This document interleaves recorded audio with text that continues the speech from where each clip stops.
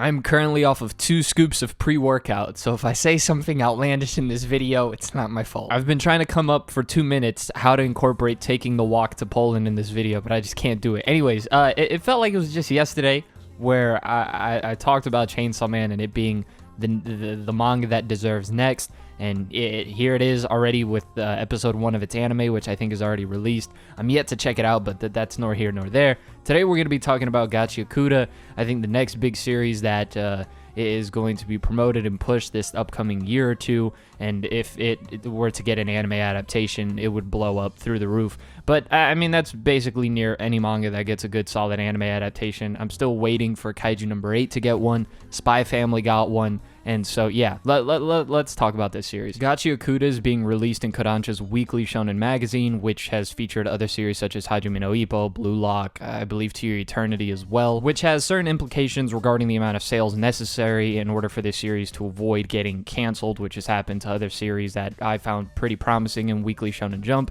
as well as it will have far less restrictions, I think, in terms of the language and some of the violence that can be depicted. But to be fair, it did have Chainsaw Man until it jumped over to another magazine for its part 2. Now, this series is about our protagonist, Rudo, who lives in this upper society that sort of separates its people from the tribes people and the normal people, and he is a trash collector. He's obsessed with trash collecting and finding valuables in the garbage, and part of this has to do with his origin of his father being a murderer. And so I think here we can instantly see some sort of emotional connection and how Rudo feels very strongly about how people throw things away like garbage, despite them having plenty of use. And maybe I could be stretching this a bit too much, but knowing a little more about him and how he feels maybe regarding his own parents and the scars that he has on his hands, which is why he wears the gloves, I think this is something that will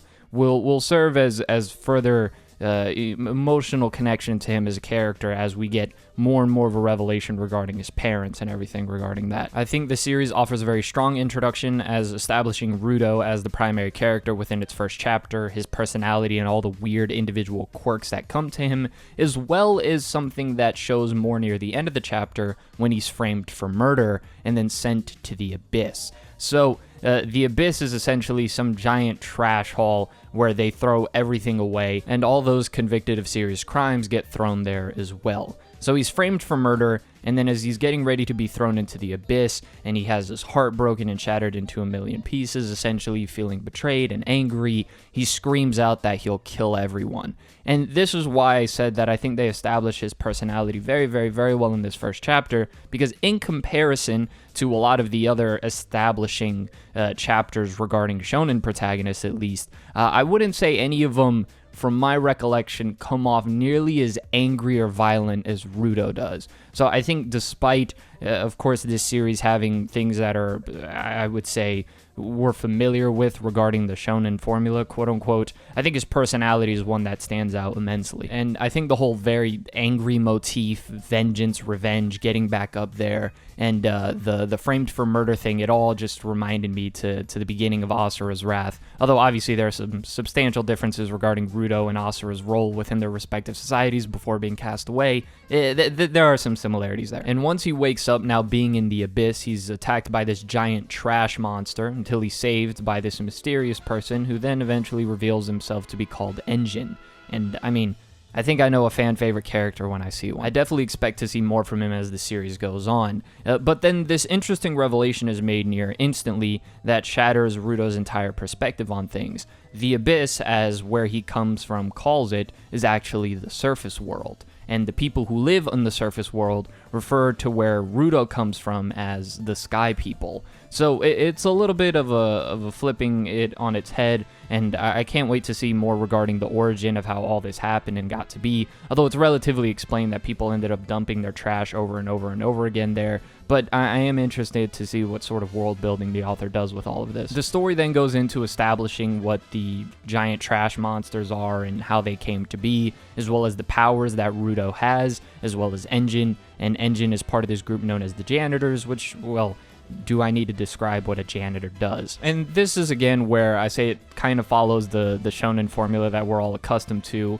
showing us sort of the jobber enemies and giving us a quick run through of the powers and the power system that will be established in the world that will eventually get developed upon further and further as the series goes on, as well as Rudo being a bit of your typical prodigy character who just happens to have one of the most busted powers out of everyone. But again, that's just sort of the formula that it follows, and I think every series just kind of goes about doing that differently. So that's the main thing to keep the focus on. We then get to meet some of the other janitors, more of the cast members, and then eventually we get our antagonistic force beyond just the trash beasts. And we meet a very interesting character known as Jabber. And Jabber is, I think he's going to be one that's going to be recurring. I hope we get to see more of him. And then, again, this is a story that's still in its early phases. Again, only 30 chapters in. So it's really hard to really comment on the characters when really outside of Rudo himself, not a lot of the other characters we've gotten backstories for,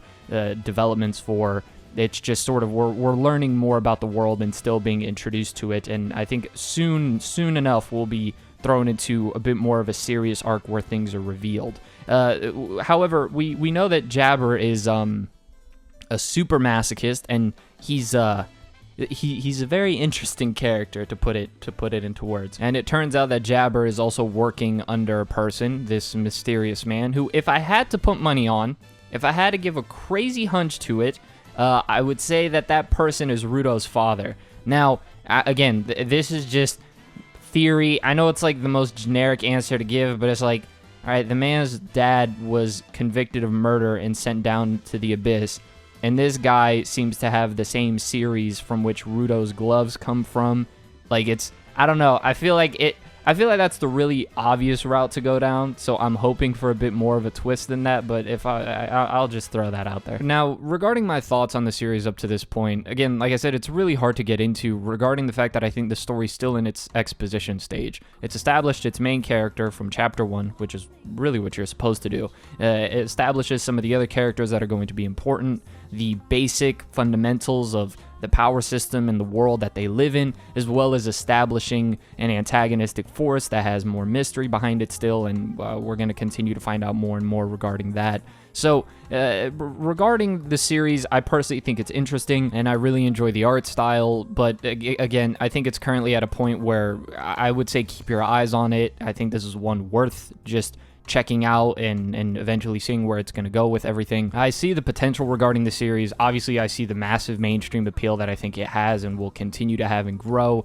Personally, I don't think it captivated me in the beginning nearly as much as, say, Kaiju number 8 did, but nonetheless, I think it's relatively captivating, high action, a lot of fun, good comedic moments, but I mean, like, you can say that about nearly every series that gets put out by Weekly Shonen Jump and Weekly Shonen Magazine. Rudo is by far the strongest thing that the series has going for it, which is great because that's your main character.